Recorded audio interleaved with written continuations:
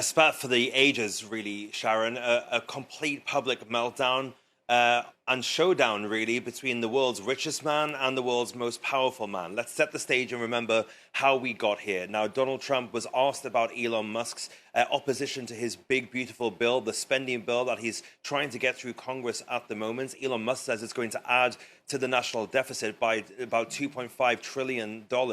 And Donald Trump has pushed back against that. He said he was disappointed in Elon Musk's criticism.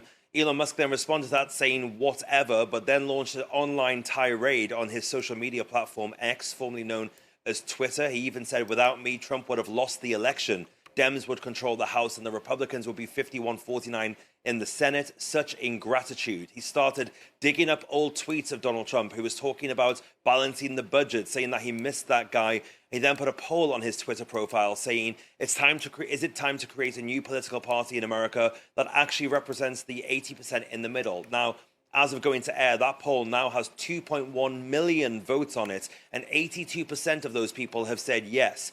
Well, Trump then fired back on his own social media platform, Truth Social. He said Elon was wearing thin. I asked him to leave. Again, a massive departure from the happy families that we saw just last week in the Oval Office when Elon Musk formally left his role as a government advisor.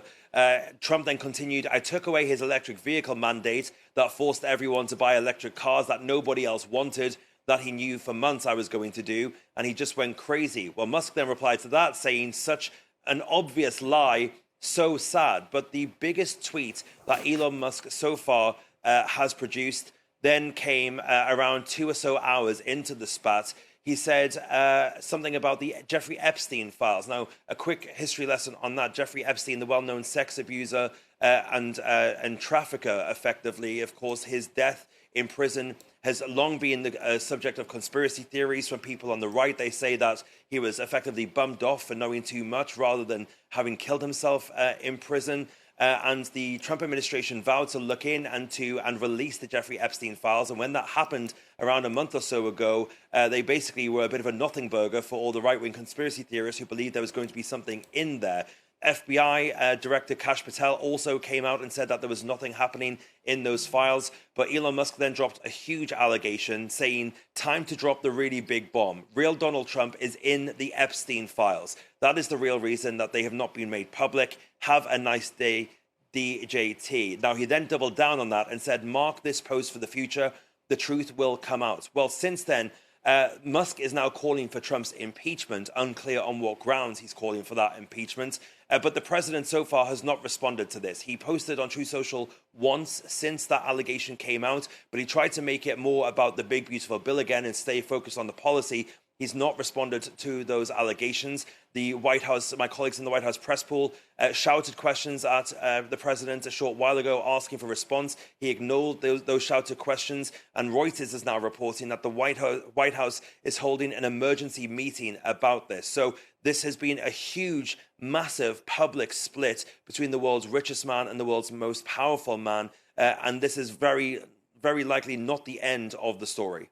And Fraser, people might be watching on horrified as events unfolded earlier. Some people might be entertained by what they've been seeing and hearing, but there could be a wider impact, couldn't there? We're already seeing that Musk's rocket company, SpaceX, it's saying he'll begin decommissioning its Dragon spacecrafts. There could be consequences much wider than what we're initially speculating about tonight.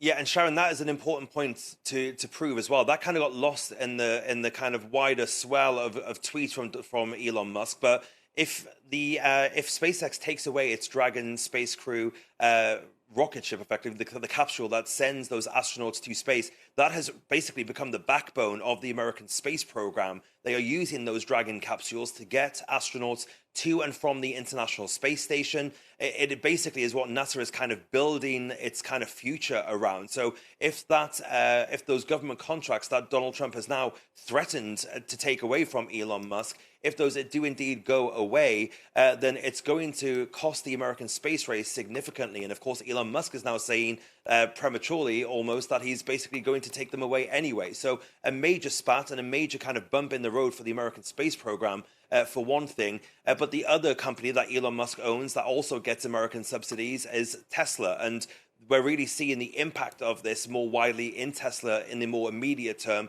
Their stock price down 14%, worth around $150 billion worth of value that the company has lost. So a significant spat between the two men. Fraser, for now, thank you. That is Fraser Jackson, our correspondent in Washington.